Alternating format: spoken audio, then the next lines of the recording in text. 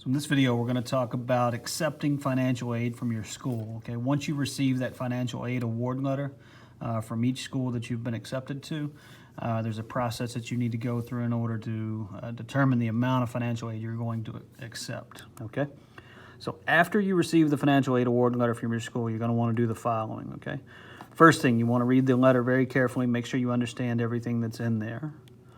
You want to understand the financial aid that is being offered to you. Okay, we're talking scholarships, we're talking grants, we're talking work study if possible, and loans.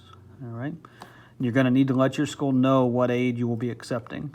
All right, and we're going to go over that a little in more detail later on. Okay, we want you to make an informed decision. All right, you do not need to accept everything that is offered. All right, and we'll talk more specifically about that when we're talking about loans later in the video. Okay, accept financial aid in the following order. Okay, you want to accept that free money first.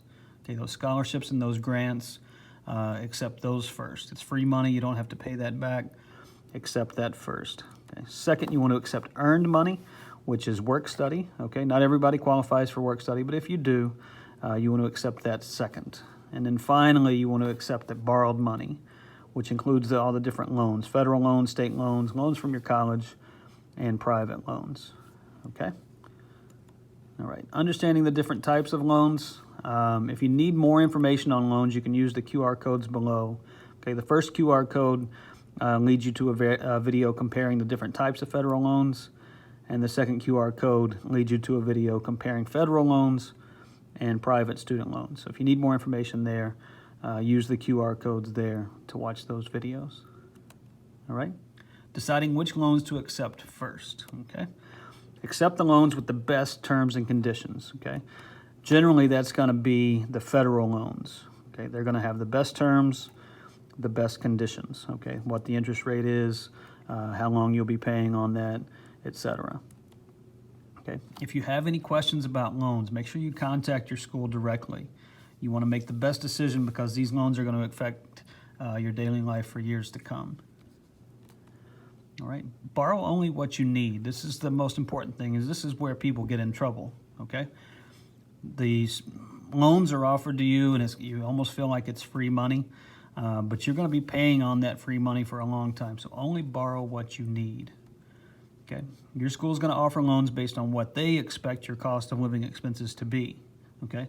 They don't know your situation, all right? So they've got an expectation of what it's gonna cost for you in terms of living expenses, but that might not match up with what your actual needs are, okay? If your living expenses are less than what the school expects, you can lower the amount of the loan that you're taking, and that's a huge step for you. That's going to save you a lot of money down the road.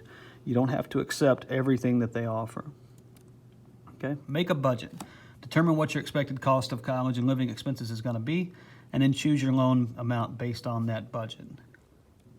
Okay? A reminder, if you don't accept the full amount of the loan that's offered, you will be able to increase the amount later on. So let's say your living expenses do increase, okay? You're going to be able to increase the amount that you accept later on. Okay, inform your school. You want to let them know what you're going to be accepting, okay? Each school has their own process for accepting aid. Make sure you understand and follow the directions that your school has provided for accepting that aid. Understand the process of accepting a loan or a grant. In many cases, there's going to be extra paperwork for you to fill out in order to accept a loan or accept a grant. Then you're going to sign a promissory note, okay? That's a contract between you and the lender. Usually it's going to be a bank, might be the U.S. Department of Education, but you're going to sign that promissory note that is a legal contract between you and the lender, okay? The promissory note is going to lay out the conditions of the loan, specifically the interest rate and the term.